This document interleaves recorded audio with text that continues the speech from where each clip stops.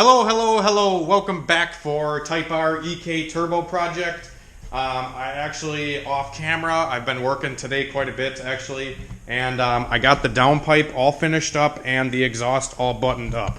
I will show you quick, get my fancy creeper here, and there's the exhaust. It comes off the downpipe and then it mates up to the existing 2.5-inch exhaust. I had to make a homemade reducer to get it back down to there, but it does seem to be good. And I connected everything with one of these over clamps. I use them all the time. I have one on my Mustang. I do them on a lot of turbo projects where this connects two pieces of straight pipe together and you just put it over them and clamp it down, and they never leak. They work very good.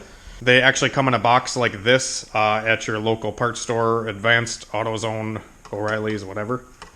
I got that out of the way first just because the exhaust usually takes the longest, especially if you have to hook it up to the existing exhaust, which the customer did want on this. So I did just get that out of the way, get some of the hard stuff done right away, and now I'm going to be moving on to doing the oil lines. The oil lines on this, I'm going to be doing the return line first, and then I'm going to be doing the feed line afterwards. Now for the return line, I am going to actually, this turbo kit actually comes with like a flange for the bottom of the turbo here, and I'm going to be screwing in a 5/8 barb fitting into there, and then I'll be drilling the pan and threading in the same fitting on the pan side, and then we can just run a hose from the turbo to the pan and then clamp it.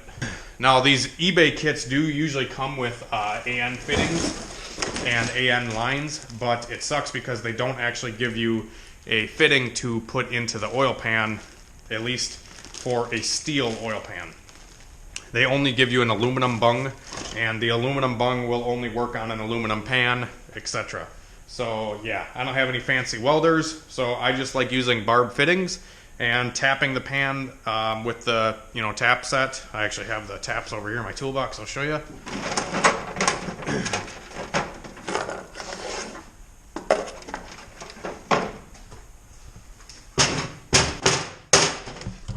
So this is the tap that I'll use, or maybe it's this one, I don't remember. But this is just pipe thread. You can buy these at Harbor Freight for like 10 bucks. And it comes with all the different pipe thread taps. And then you just get a drill bit to correspond with whatever tap you have, drill it, and put grease on the end of the drill bit. I've done it this way on a shitload of oil pans and tapping it that way. And as long as you hit it with a punch first, it actually bends the metal. So when you drill it, a lot of the shavings will stick onto the end of the drill bit. And when you use a punch, you actually fold over the oil pan a little bit, so the thread has something to bite into. And I've also done this and then taken the pan off afterwards to check for shavings. And the amount of shavings you get from doing this, if your motor blows up from it, you got other problems. Literally a speck or two is not going to make your motor blow up. I can promise you that. I may have to run to the store quick and get some fittings, and then once I have the fittings here, I can start drilling and start tapping the oil pan for the return line. So who out there actually hates these frickin' socket holders that Harbor Freight gives you? When you pop the sockets off, the plastic piece always sticks inside of the socket. It's so frickin' annoying. But I do have a solution that you guys can get this frickin' little stupid plastic thing out of the end of the socket here. Good tip.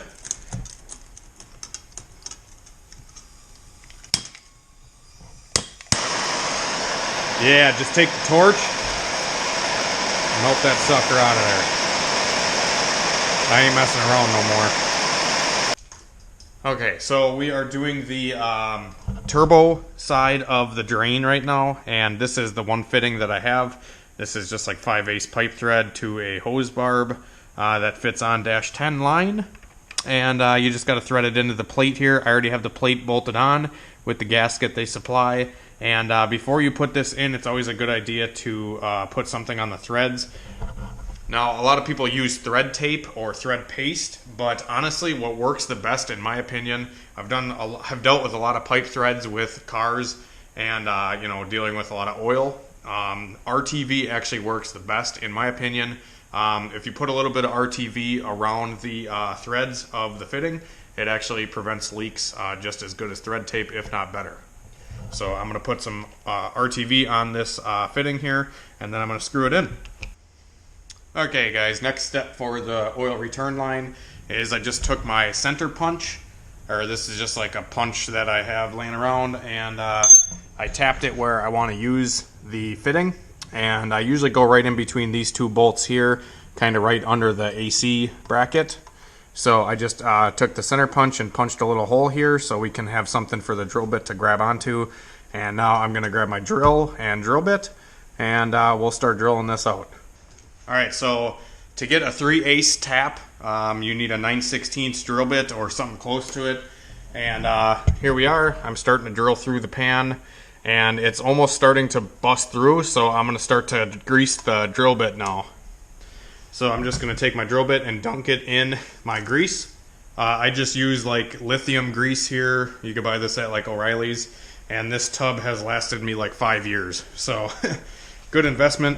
And just take your drill bit and dunk a bunch of grease on it. This way the metal shavings will stick to the drill bit. At least 95% of them will.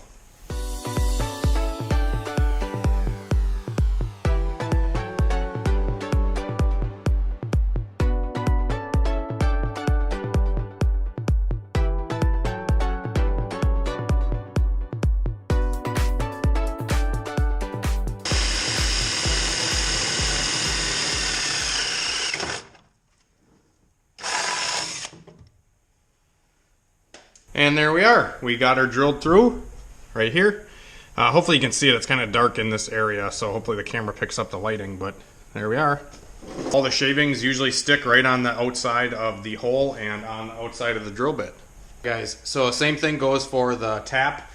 Just put a crap load of grease on the end of the tap, and we'll thread this sucker in.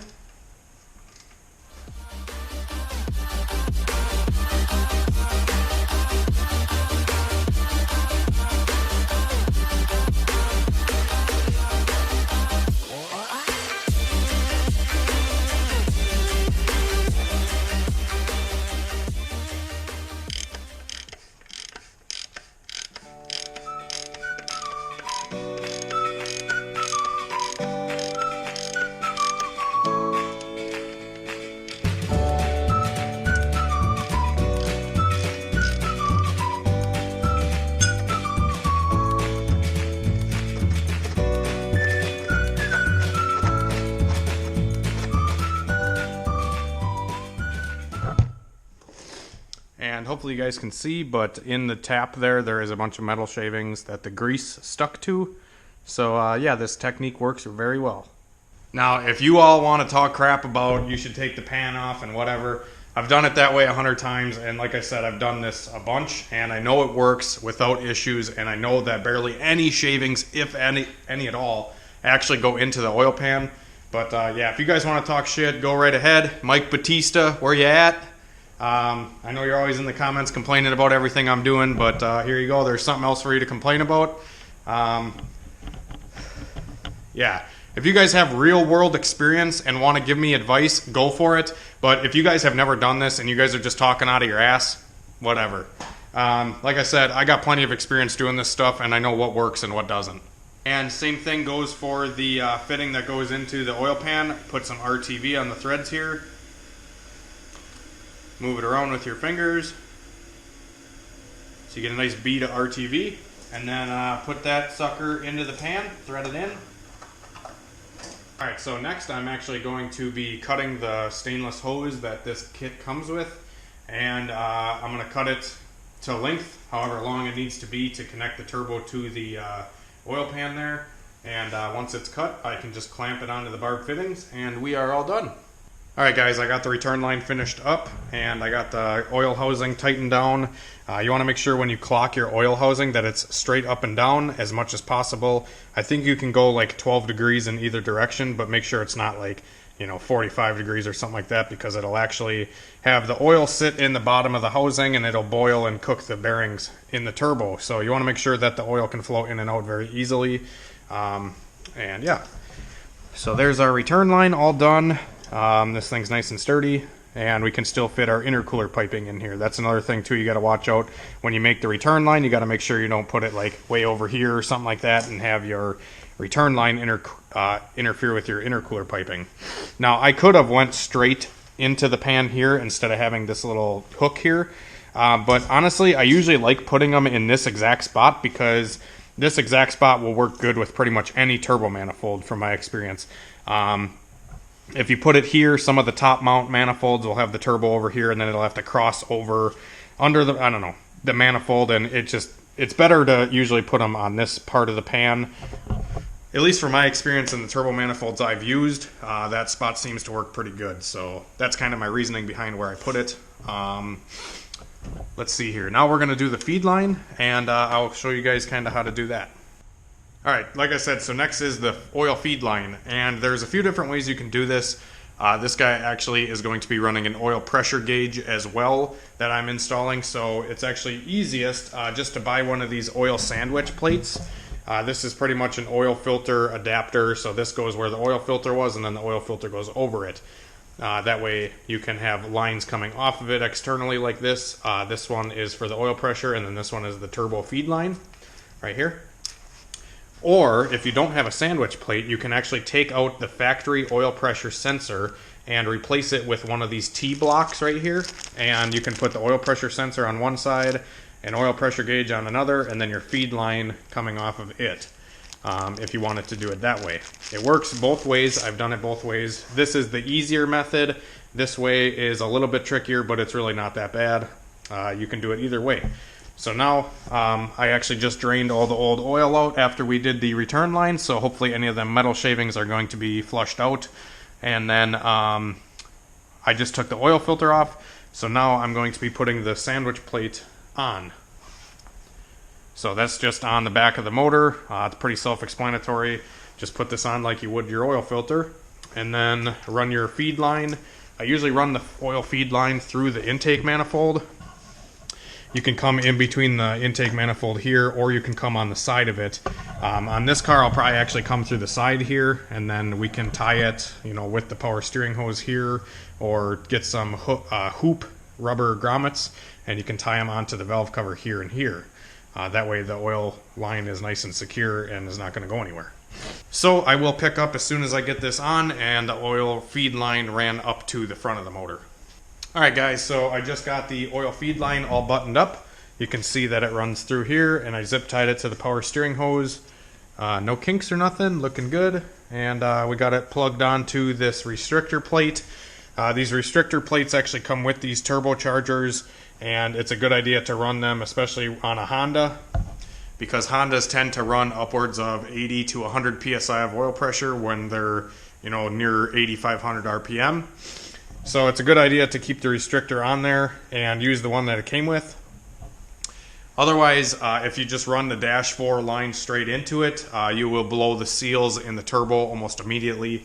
Any other turbo, like if it's a well-built turbo or a name brand with good quality seals and good quality bearings, you can run a dash 3 hose or a dash 3 feed line, and that's usually sufficient and perfect for Hondas. Like I said, you could run a dash 4, but Hondas just run way too much oil pressure, and they blow turbos out if you run bigger than a dash 3 hose. So like I said, if you got a dash 4, make sure you use the restrictor and you should be good to go. Okay guys, so we got the oil lines all buttoned up now, and I think I'm going to end the video here and pick up tomorrow. We are going to be mounting the intercooler and the piping, and yeah, I think, and then I just got to get the wastegate bolted on, which is not really too big of a deal, but yeah. Stay tuned to see the rest of the project here. Got quite a bit done today. The oil lines and everything are all buttoned up. Exhaust is done. And yeah, just a few more things, and we should be able to fire this thing up and get boosted. So if you enjoy the video, please hit the like button and subscribe if you guys are new. If you guys are subscribed, consider hitting the bell that actually lets you know whenever I upload a new video, and you can be one of the people to first comment. But anyways, yeah, thanks for watching guys, and we will see you later.